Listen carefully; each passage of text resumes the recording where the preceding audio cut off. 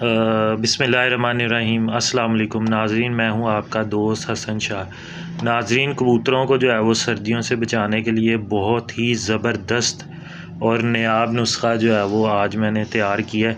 तो मैंने कहा दोस्तों के साथ शॉर्ट वीडियो भी जो है वो शेयर करूं। ठीक है, 8 मेडिसिन जो है वो आपने लेनी है। ठीक है, XY टेट्रासाइक्लिन का कैप्सूल लेना है। ठीक है, विब्रामाइसिन इमोक्सल के 4 कैप्सूल, विब्रामाइसिन के 4 कैप्सूल, इंटॉक्स की 4 गोलियां, फ्लैजल की 4 गोलियां, पैनाडोल की 4 गोलियां, नीरोबियोन की आपने 6 गोलियां लेनी है और सोडा मिंट की 10 गोलियां लेनी है। ठीक है, इस सारी दवाई को जो है ना आपने पीस लेना है। पीस के जो है वो जितनी दवाई की मिकदार होगी उतना ही आपने जो है वो आटा ले लेना है। ठीक है, आटा लेके आपने ये देखें ये पेड़ा जो है वो इस तरह का बना लेना है और इनकी गोलियां बना के आप कबूतरों को यूज़ करवाएं इंशाल्लाह।